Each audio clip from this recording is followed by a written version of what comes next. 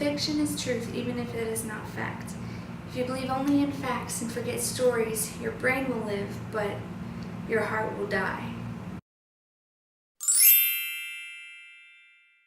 Oh my gosh, this book. I can't be. Good morning, guys, and welcome to my channel. If you've been here before, welcome back.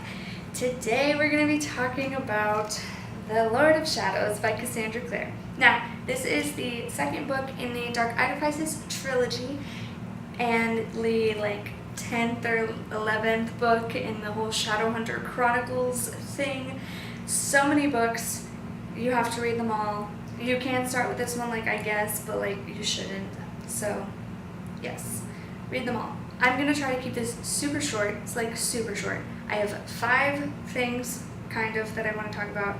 Here we go. So, the first thing that I want to say is that I love Cassandra Clare and the way she writes her characters. She makes them feel real with fears and motivations and backstories and flaws.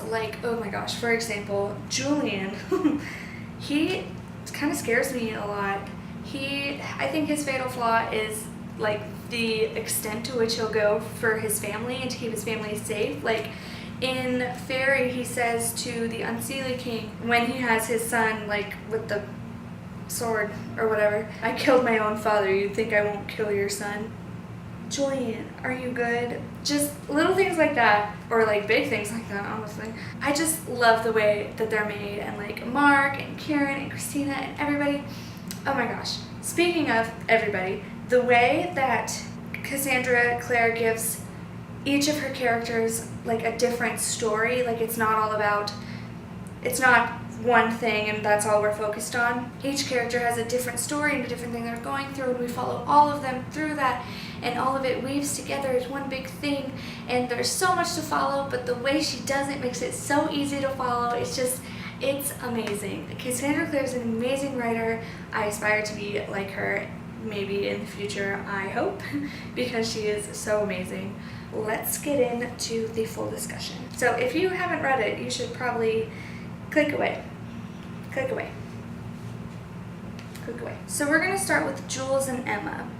So they're not the main people, but they're the main people, right? So they're parabatai, they're cursed. Not cursed, but the parabatai cursed. They can't be in love, they're in love, so they're cursed. Very annoying, the whole book, how they just can't seem to get their crap together. So, I don't even know where to start. So the Seelie Queen, when they're in Fairy, tells Julian that she knows how to break the parabatai curse, the bond, or all the bonds, But of course she's not going to tell us now because they have to get the black volume of the dead for her before that. Making deals with the Fae, it's not cool. Not cool at all.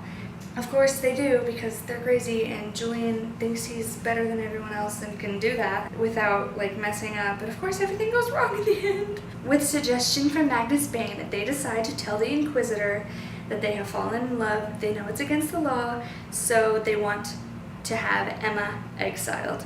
And the Inquisitor, which is Robert Lightwood from the previous series, Alec's father, he's yeah, totally. After this, we will get the exile ceremony all together, or whatever, and it'll be done. And they're all sad and stuff. And yeah, it didn't happen in this book, but I don't know if it'll happen in the next one because Robert freaking dies. Okay, anyways. But yeah, so that's where they are. They need the black volume maybe to break the curse, but also it will break every parabatai bond, which Emma's no, we can't do that, and Julian's we totally should do that, and Emma's are you, we can't do that.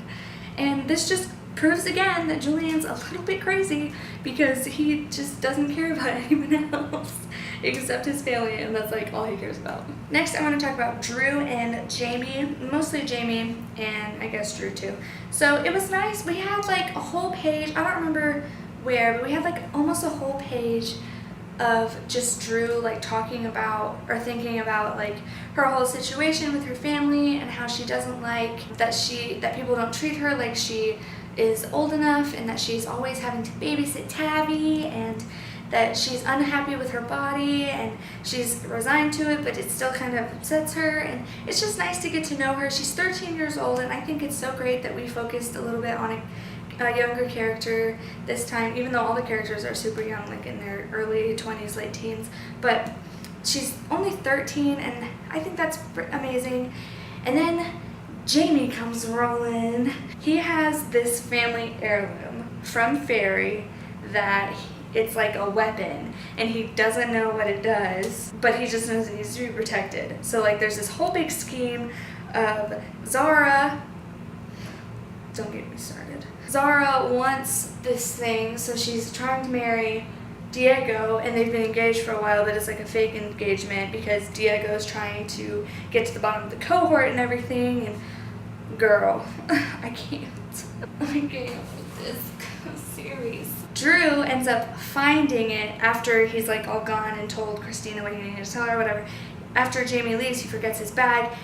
Drew finds the thing and touches it, and it like portals her to Fairy, but like it's this weird part of Fairy, and she meets this guy who says his name is Ash, and he has white blonde hair and green eyes, and he kind of reminds me of Sebastian like a lot. Not in the way, not like he's evil or anything, but like looks wise. And I know that his eyes aren't like black like Sebastian's, but I don't know, I'm having thoughts about it. But she's like immediately portaled back, so she wasn't stuck there or anything. So like, what is this weapon thing? Like, does it just send people through Fairy? Like through space? Or I have no idea. I don't know. But it's pretty intense. Diana and Gwen. Now, Gwen is the leader of the Wild Hunt, who we have met through Mark when he came back last book. So Gwen is like, at first I thought he was like all stuck up and stuff, but it's really not that, because he's so sweet to Diana, and I totally ship them so hard. Through their relationship, we learn that Diana is transgender, which is such a cool thing to have included in the Shadowhunter world, and how the journey she had to go through in order to like become who she wanted to be, because like Shadowhunters do not use mundane medicine at all, and they like don't care about it and don't want anything to do with it. But Diana like had to use it, so it's like a big secret, and that's why that she's scared of becoming the leader of an institute, because she'd have to go under the mortal sword, and then they would find out that she wasn't Diana when she was born, she was David, and it's just all the things. It's so intense, and it's really amazing. Again, with the character thing, every character has so much put into them, and it's just, oh, I love it. Mark is sent by Gwen to Fairy, kind of. He says no at first, but he ends up going anyway.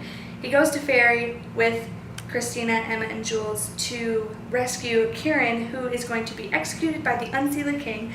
Christina, Mark, and Kieran. They're killing me, man. So they go into Fairy.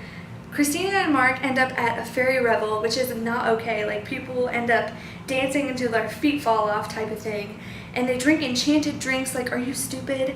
And they end up with a binding curse. Their hands are tied together, and now they're stuck like that. And it's such a mess. And then when they rescue Kieran, Kieran has lost his memory. It was taken away by the Unseated King. And now he doesn't remember all of the horrible stuff he did to the Blackthorns and Emma and Christina in the last book. I can't be mad at Kieran anymore, because like he doesn't remember doing it, and that's so sad. And now he's all different.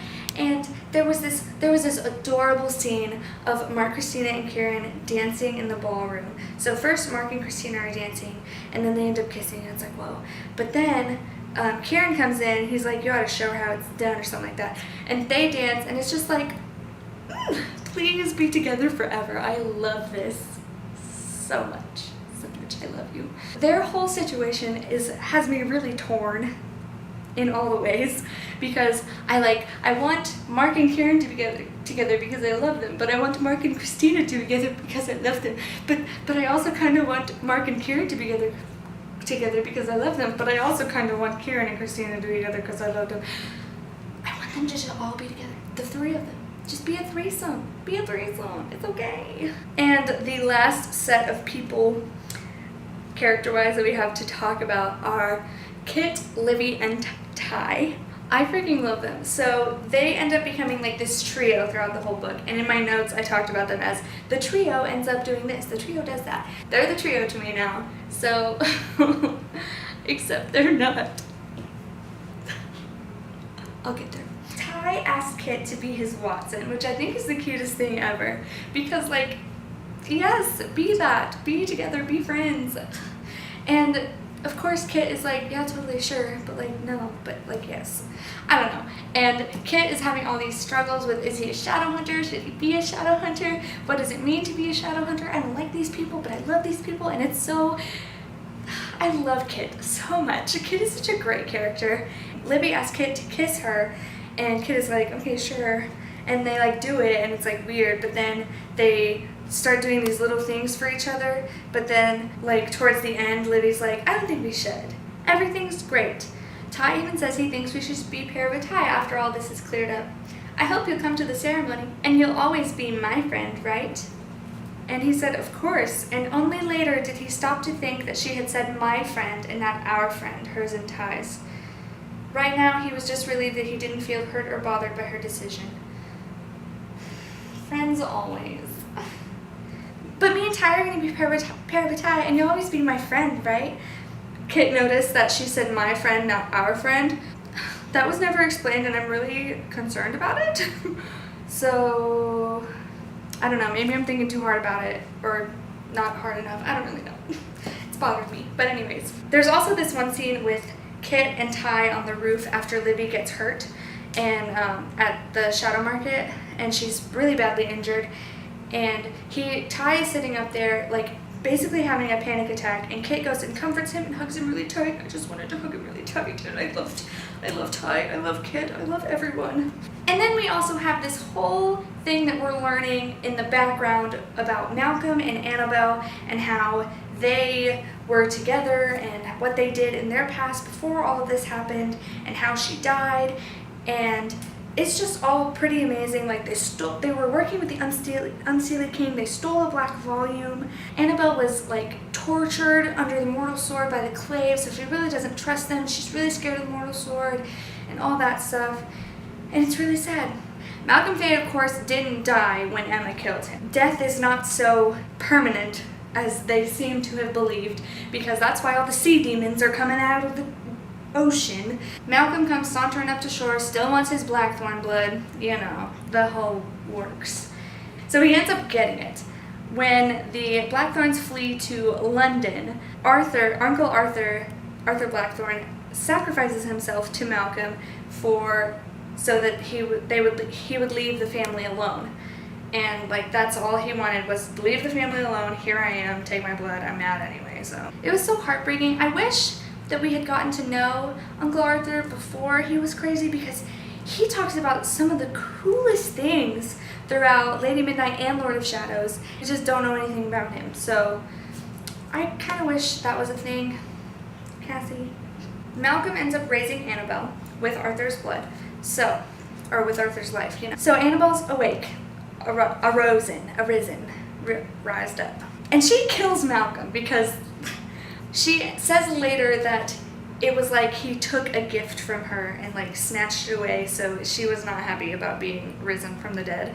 Kills him immediately, so he's out of the picture. But now Annabelle is on the run from everyone. She's just running crazy, and the first time we see her again, after we see her through the ceiling who in scrying class or whatever, Julian sees her in Cornwall, and she has the black volume, and she's like, stop following me around, stop trying to find this, it's not a big deal. And Julian's like, but, and then Emma ruins it and runs out, and all the things. Ty and Kit end up figuring out this thing that Emma and Jules said that they found in Malcolm's diaries, and they figure it out. They send a letter to Annabelle, not knowing if it would work or not because they weren't really sure, but it did, and Annabelle shows up at the Institute. We'll come back to this in a second. The 7 riders of the Unseelie King, Man and 7 riders or something like that, are sent by the Unseelie King to find the black volume, and they think that the Blackthorns have it, but they don't. So these 7 are like hunting the Blackthorns for no reason, and Emma ends up killing one of them in a fight, which is something that's never been done ever. because Cortana, her sword is like amazing. When the 7 riders come to the Institute with like a hostage and gonna kill her, that's when Annabelle shows up again and like scares the 7 riders away, kind of. Like things happen, the 7 riders leave, Annabelle's there. Annabelle's like, I got this letter, I want to talk to Julian Blackthorn about the Black Volume. And everybody's like, well, okay. And she ends up agreeing to like testify in front of the Clave, which is what they wanted all along, so that they could be on the side of the Unseelie Queen, or the Seelie Queen. So she agrees to testify. And this is where shit goes down, or hits the fan, or whichever direction you want it to go. They go to Idris. Magnus faints, which is super scary, and like all the warlocks are getting sick. Why? Why are all the warlocks getting sick? But anyways, so Magnus faints and can't protect her like he promised he would. So Annabelle is up there all alone, and when she's questioned with the mortal sword, she starts freaking out because remember, like I said, last time she was tortured with the mortal sword, so she starts freaking out. She ends up killing Robert Lightwood, the Inquisitor, which she kills Robert Lightwood. So he's gone. How freaking sad. Can you be quiet, please? Kills Robert. How sad. And then she's like freaking out. Everybody's fighting. Julian is like, oh my god. Emma's like, oh my god. Everyone's like, oh my god. And then Annabelle kills Livy. Kills her. I was shaken. Shooketh. So Kit says, I like the clock. And Livy says, there's a legend about that clock. For a second, when it chimes the hour, the gates to heaven open. As far as I'm concerned, heaven is just the Institute being ours again and all of us going home. 40 pages where he dies. Annabelle gave a growl low in her throat and lunged. Julian raised his blade, but Annabelle whipped past him, her black hair seeming to soar around her. Her feet left the ground, and for a moment she was truly beautiful, a Shadowhunter in full flowering glory, just before she landed lightly on the wooden floor at the day's edge and drove her jagged, broken half-blade into Livy's heart. Livy's eyes shot wide. Her mouth formed an O as if she were being astonished by discovering something small and surprising. And then all hell breaks loose. High above the council hall, the golden clock began to chime the hour.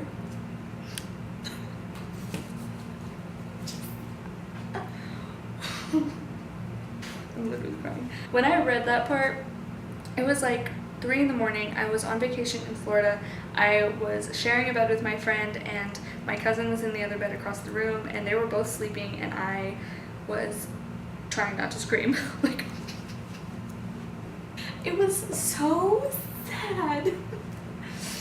So good, so sad. I probably missed all kinds of things that I didn't talk about, but we can have a conversation down in the comments below, so leave down there your thoughts about The Lord of Shadows. And I hope I didn't spoil you, so if you haven't read this, I hope you're not watching right now. It was so sad. So sad. Thank you guys so much for watching. Make sure to like this video if you enjoyed it, subscribe to my channel so you can join my family, hit the little bell to get notified when I repost a video so you won't miss it, and that's all. So, have a great morning, and if I don't see you later, good afternoon, good evening, and good night.